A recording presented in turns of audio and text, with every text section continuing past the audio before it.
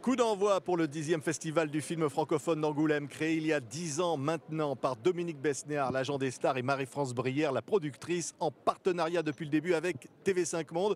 Ce soir, avant-première, Albert Dupontel et toute son équipe avec son nouveau film Au revoir là-haut, adapté du best-seller de Pierre Lemaitre, prix Goncourt. Film très attendu. Dans la salle, un invité un peu particulier, un ancien président de la République, que l'on va retrouver tout de suite après. Pour avoir déclenché la guerre, pour ne pas l'avoir empêchée, pour avoir aimé la faire, vous êtes tous condamnés à mort. Exécution!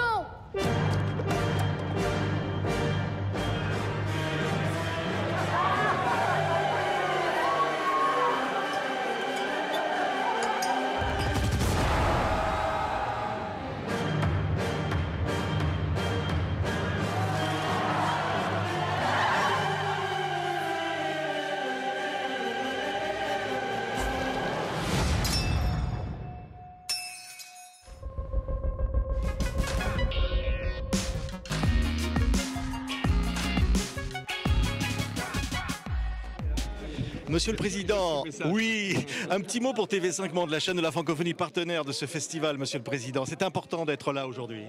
Oui, je l'avais promis à Dominique Besnéard, mais ça ne suffisait pas.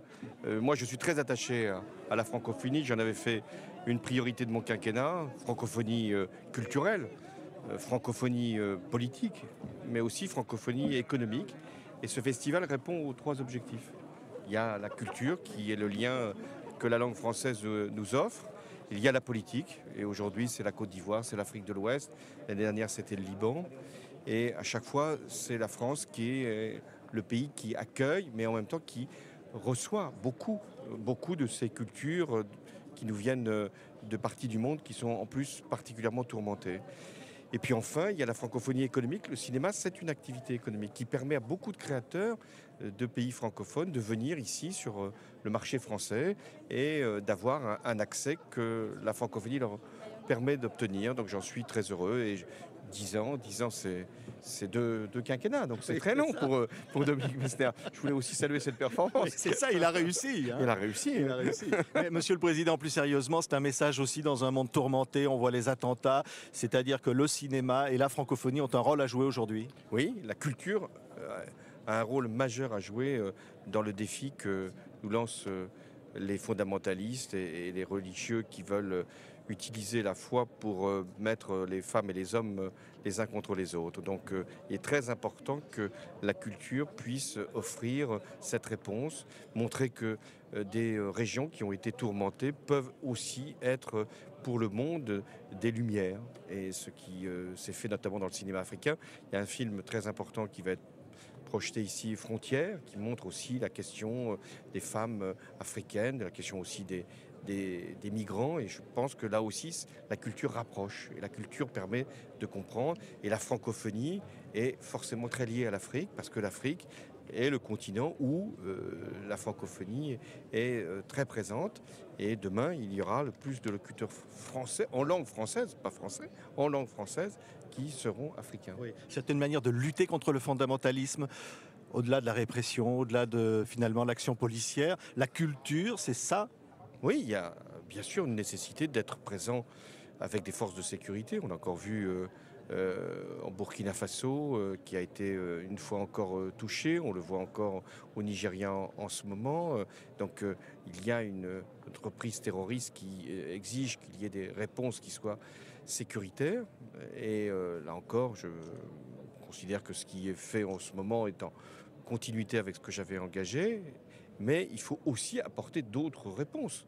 Réponses économiques contre le sous-développement, réponse écologique, parce que ces régions sont celles qui sont les plus touchées par le réchauffement climatique, et réponse culturelle, parce que nous avons besoin d'échanger, nous avons besoin de ne pas avoir peur les uns des autres, et de comprendre, le creuset francophone peut nous être très utile, que nous sommes finalement dans le même sillon culturel. Oui. La lutte est économique aussi. On a vu des résultats concernant le chômage, Monsieur le Président. Ça vous a fait plaisir d'entendre dire que finalement, c'était peut-être votre action qui aujourd'hui est couronnée?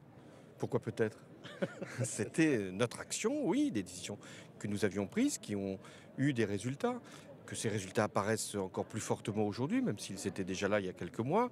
Moi, j'en suis heureux, non pas pour moi-même, je ne suis pas là pour tracer mon portrait ou pour me mettre sur un quelconque piédestal, mais plutôt pour dire que c'est au bénéfice des Françaises et des Français, et que ce mouvement doit être poursuivi, qui doit être absolument protégé même. Évitons de prendre des décisions qui viendraient contrarier cette tendance, et en faisant en sorte que la création d'emplois, jamais il n'y a eu autant de création d'emplois que cette dernière année, depuis 10 ans.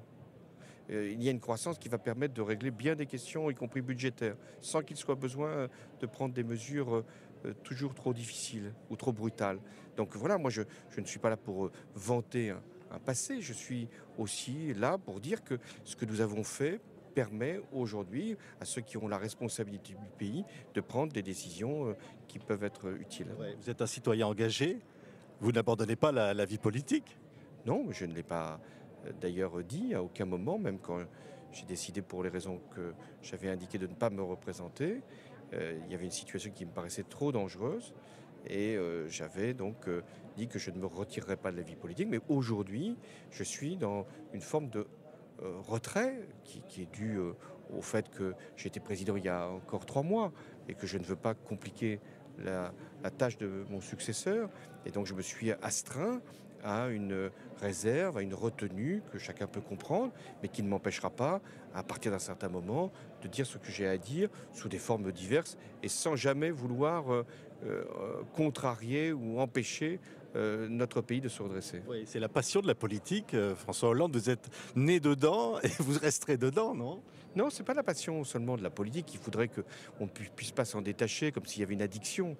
La politique, c'est la vie de nos compatriotes, c'est la vie aussi du monde. Parce que la politique, ça ne se réduit pas à ce qu'est simplement l'Hexagone. Vous voyez ce qui se passe dans le monde en ce moment, l'instabilité, l'insécurité, les incertitudes. Donc voilà, je suis passionnément français et donc je continuerai à m'exprimer. Ça a été dur de quitter l'Élysée? Je m'y étais préparé, donc je savais que j'allais passer d'une période très intense à une période qui le serait moins. Mais ce qui compte pour moi, avant toute chose, c'est l'état du pays et ce n'était pas ma propre personne. Merci, Monsieur le Président.